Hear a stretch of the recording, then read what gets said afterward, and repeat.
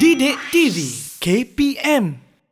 Bacalah Al-Quran kerana di hari akhirat nanti Al-Quran akan datang memberi syafaat kepada kita. Betul saya? Betul. Allahu Akbar. Jangan tinggalkan Al-Quran. Baik Ustaz, untuk segmen kali ini, apakah yang akan Ustaz kongsikan kepada kita dan juga pelajar-pelajar di rumah sana? Terima kasih Aiman. InsyaAllah pada kali ini saya akan kongsikan soalan-soalan. Soalan-soalan yang sebagai seorang guru pasti kita akan ada soalan untuk pelajar. Betul? Dan ada soalan-soalan yang STPM yang lepas yang saya akan kongsikan insya-Allah. Baik, kita lihat di sini 932 Palang 3 bahagian B Maharat Ulumul Quran, soalan contoh. Soalan contoh. Okey, kenali kata kunci soalan.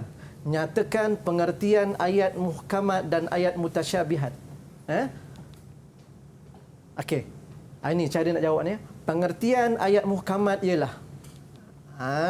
Ini pembuka jawapan ni. Pembuka jawapan sangat penting. Jangan kita tulis muhkamat ialah. Maksudnya tak cantik jawapan tersebut. Pengertian ayat muhkamat ialah, dan manakala ayat mutasyabihat pula bermaksud begitu. Ini jawapan dia. Muhkamat berasal dari kata-kata hakamtud dabbah, yang bermaksud saya menahan binatang itu. Ini adalah maksud asalnya. Ia juga diartikan sebagai sesuatu yang dikukuhkan. Kukuh. Muhkamat kukuh. Maksudnya dia tak perlu lagi penerangan, dah jelas. Mutasyabihat pula bila salah satu daripada dua keadaan yang serupa dengan yang lain, ataupun ia juga diartikan dengan mutamathil, yang sama dalam perkataan dan keindahan. Ini adalah maksud bagi mutasyabihat. Ini sangat penting kepada pelajar untuk betul-betul menjawab mengikut kehendak soalan. Baik.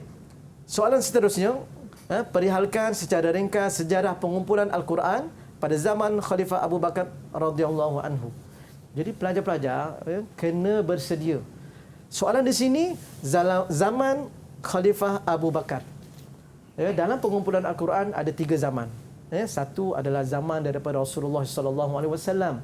Yang kedua daripada zaman Abu Bakar As-Siddiq. Yang ketiga zaman Saidina Uthman radhiyallahu anhu. Jadi pelajar-pelajar kena mahir kepada tiga-tiga zaman ini.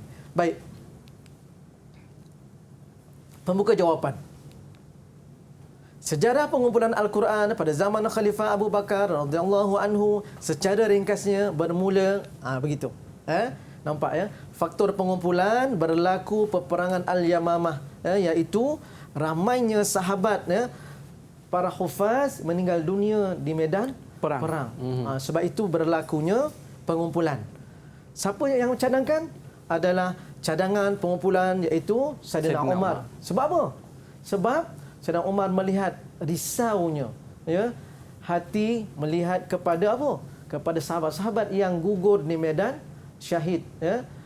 Sebab ramai yang hafaz Quran meninggal dunia, takut Al-Quran akan hilang di dada-dada manusia.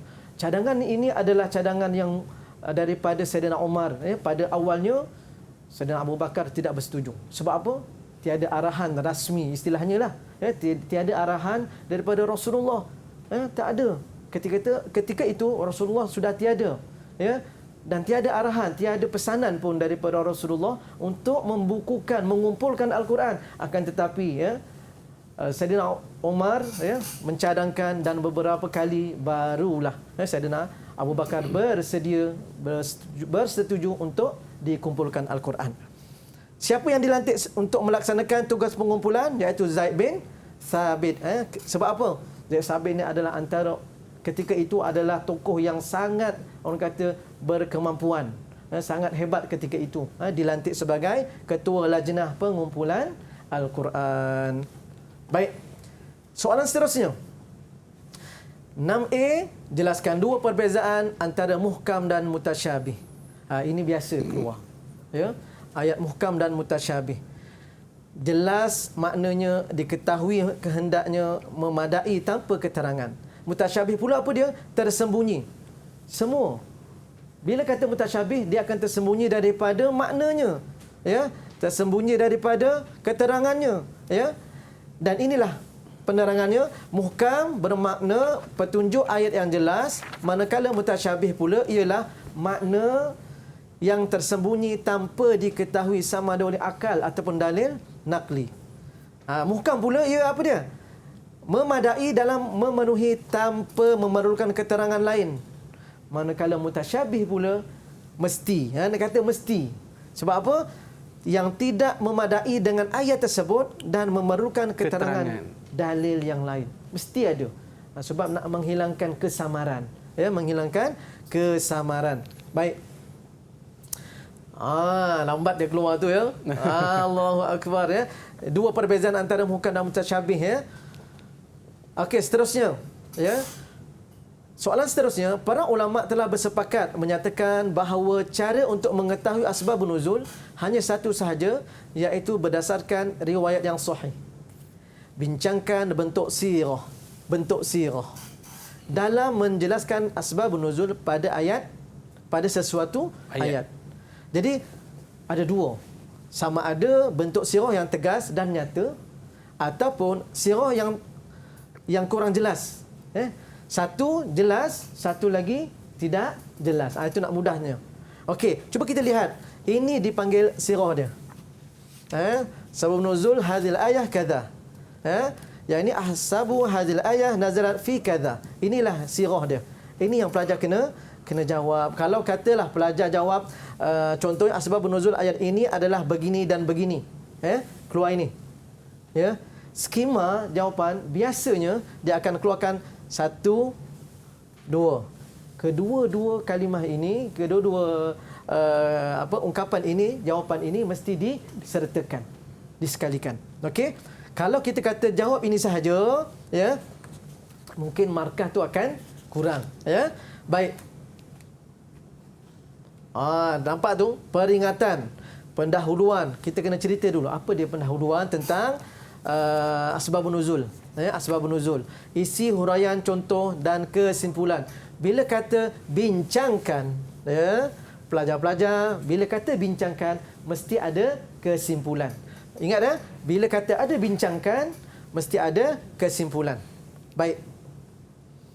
Ini saya bawakan soalan tahun lepas. Minta maaf, tahun 2020. Ini adalah soalan kohort yang pertama STPM Tahfiz.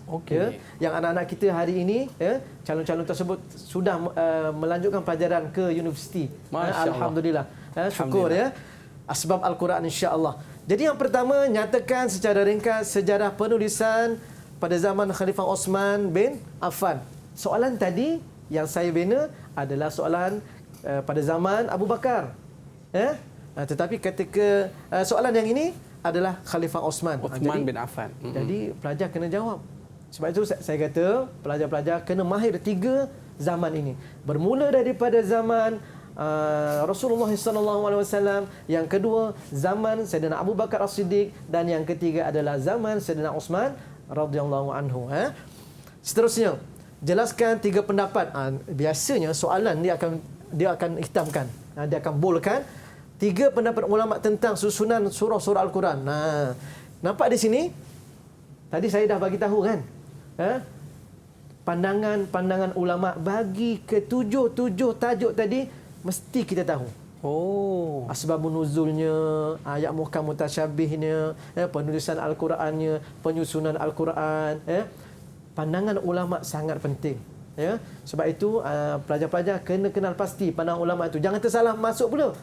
Nanti masuk pula bahagian pandangan ulama untuk pengumpulan Al-Quran, termasuk pula pandangan ulama bahagian asbabun nuzul. Dia tersalah. Hati-hati. Dan yang kedua, ayat-ayat Al-Quran diturunkan atas beberapa sebab. Berikan 2 sebab penurunan tersebut. Soalan contoh yang Ustaz buat tadi ada, ya, kita bagi tahu di sana sebab apa pengumpulan Al-Quran. Antaranya apa dia tadi? Ramainya gugur syahid. Ya, iaitu para penghafaz Al-Quran ketika zaman tersebut. Dan soalan seterusnya, berikan 3 contoh, ya, ayat-ayat Al-Quran. Berikan 3 contoh ayat Al-Quran dalam surah yang berbeza yang dimulai dengan kalimah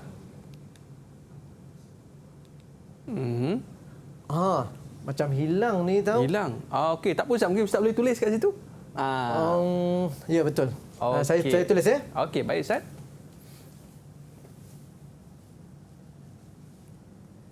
Okey. Apa kalimah tu Ustaz?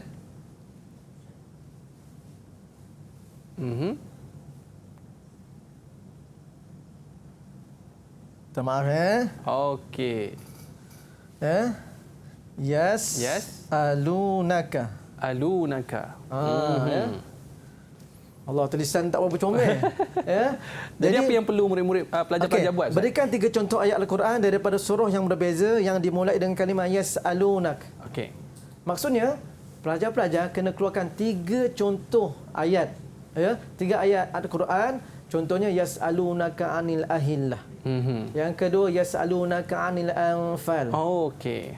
Inilah yang dipanggil mutasyabihat alfaz. Yas'alunaka sama. Sama. Tetapi ayat sambungannya berbeza. Yas'alunaka 'anil ahillah contohnya.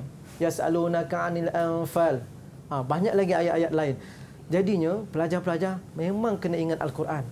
Bila ingat Al-Quran, soalan apa pun keluar, tiada masalah untuk menjawab. Seterusnya, soalan STPM 2020. Jelaskan 2 hikmah. Ustaz dah sebut tadi, mesti ingat hikmah setiap tujuh tajuk tersebut. Hikmah penurunan Al-Quran, hikmah sabah ahruf, mesti kena ingat. Dan soalan seterusnya, jelaskan 3 pendapat ulama. Nampak tak? Banyak sangat pandangan ulama dalam ulumul Quran. Jadi sab'ati ahrufin perlu diterangkan. Daripada pandangan ulama nak 3 sahaja. Nak 3 sahaja. Jadi kena ingat. Dan yang soalan seterusnya, kemukakan 1 contoh ayat muhkamat dan 1 contoh ayat mutasyabihat. Ayat muhkamat senang.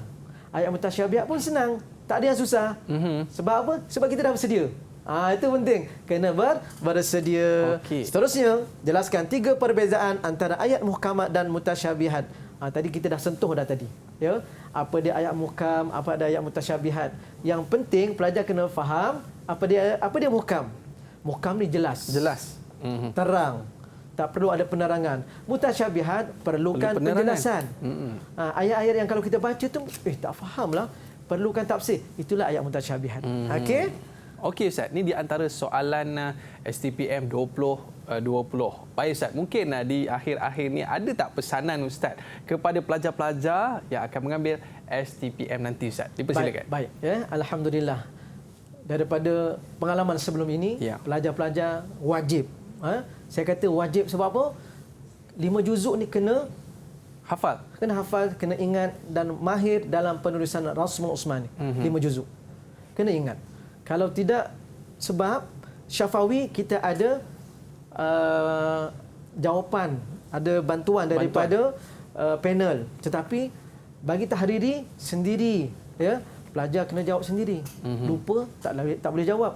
Kena ingat, rajin menulis mengikut kaedah Rasam Utsmani.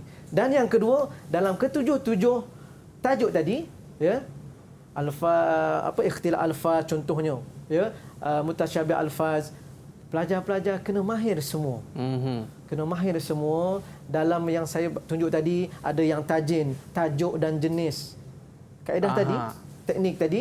Dan kedua, teknik kedah. Kaedah tadi, dalil dan hikmah.